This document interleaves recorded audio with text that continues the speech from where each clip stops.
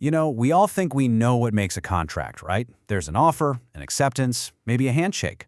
But what if a signed, sealed, and delivered deal could just vanish into thin air? Today, we're digging into two of contract law's hidden rules, capacity and legality, that can totally torpedo an agreement you thought was ironclad. So let's just ask it straight up. You sign on the dotted line, you shake hands, boom, that deal is locked in forever, right? Is a signed contract always legally binding? Well, the answer might surprise you. It's a big no. A signature isn't some magic wand. For a contract to actually be valid, it has to get past two really important and often overlooked legal tests. Think of these rules like two legal gatekeepers, or maybe bouncers at the door of a legally binding contract. They're called capacity and legality, and their whole job is to make sure things are fair. If your contract can't get past them, it's pretty much worthless in the eyes of the law. It's actually pretty simple when you break it down. Capacity asks who is making the agreement. Do they even have the legal ability to be tied to it? And legality asks what the agreement is all about. Is its purpose on the up and up and not, harmful to society? So let's start with the who and dive right into capacity. Okay, so let's tackle that first gatekeeper, capacity. You see, not everyone who puts their name on a contract is considered legally competent to do so. The law actually goes out of its way to protect certain groups from being locked into deals they might not fully get. Now, the law pretty much assumes most adults are good to go, but it puts a protective bubble around three main groups: minors, people who are intoxicated to the point they lack mental capacity, and those who've been legally declared mentally incompetent. We're going to focus on the one you'll see most often: minors. Minors have this kind of legal superpower, and it's called disaffirmance. What it means is they can legally avoid, or basically just cancel, most contracts they get into with an adult. All they have to do is make it clear they don't want to be part of the deal anymore. And this isn't just some textbook theory. Check out this real-world case. A 15-year-old cadet signed a liability waiver at a training facility. After she got seriously hurt, the court said she could disaffirm that waiver. Because she was a minor, her signature meant nothing. It couldn't stop her from filing a lawsuit. Okay, so what actually happens when a minor says, "I'm out"? Well, it gets a little tricky because it depends on where you live. In most states, the minor just has to give back whatever's left of the stuff, even if it's all beat up. But a growing number of states are saying, not so fast, and require the minor to pay for any damage or wear and tear to make the adult whole again. Let me tell you about 16-year-old Paul Dotson. He bought a pickup truck, drove it for a while, and then the engine blew. So he tried to disaffirm the contract and get all his money back. But the court said no way.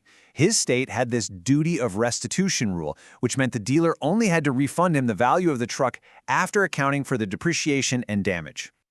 Now, this power isn't a total get-out-of-jail-free card. There are some major exceptions. For public policy reasons, courts won't let minors back out of things like marriage contracts, enlisting in the military, or, importantly, contracts for necessaries. Things like food, shelter, and medical care they actually need to live.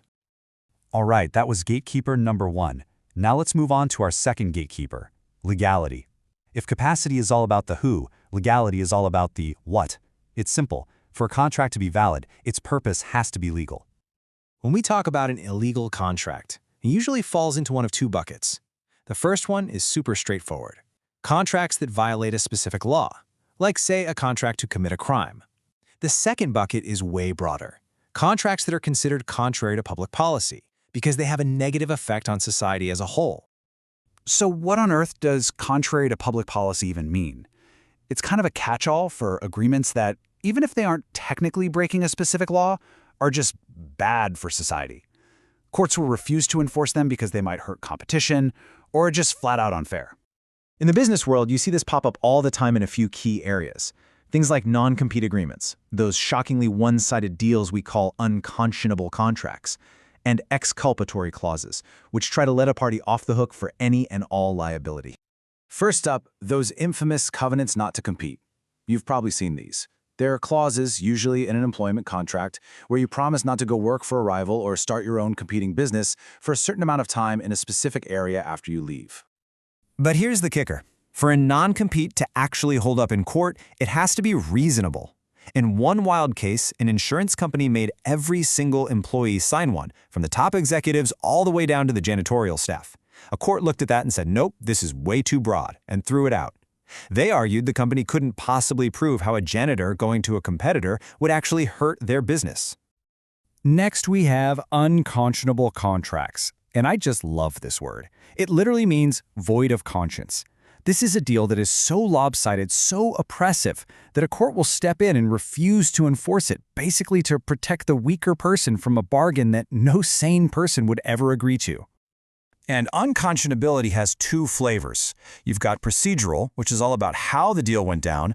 Think terms buried in tiny print, confusing legalese, or a take-it-or-leave-it situation. Then you have substantive, which is about the actual guts of the contract. The terms themselves are so harsh that one party gets practically nothing out of the deal. Okay, so we've established that a contract can get thrown out because of who signed it or what it's about. But what actually happens then? What's the fallout when a court decides a deal is unenforceable? Let me put it to you this way. If you and I make some kind of illegal deal and you flake on me, can I take you to court to force you to hold up your end of the bargain? The answer is a hard no. The general rule here is simple. An illegal contract is void. That means it's treated like it never even happened. The court will not help either one of us. They won't enforce the deal, they won't help us get our money back, they just take a hands-off approach and leave us exactly where we are.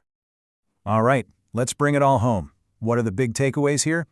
First, just because there's a signature doesn't mean a contract is enforceable. Second, every single agreement has to pass those hidden tests of capacity, the who, and legality, the what. And remember, these rules aren't just there to be difficult. They exist to protect vulnerable people and the public good. Understanding them is absolutely crucial for navigating any deal you make. And that leaves us with one final thing to chew on. The law is trying to strike a really delicate balance. But what do you think? Do these rules about capacity and legality ultimately create fair protection for people who need it, or do they sometimes open up unfair loopholes for those just looking to get out of a bad deal? Something to think about. Thanks for tuning in.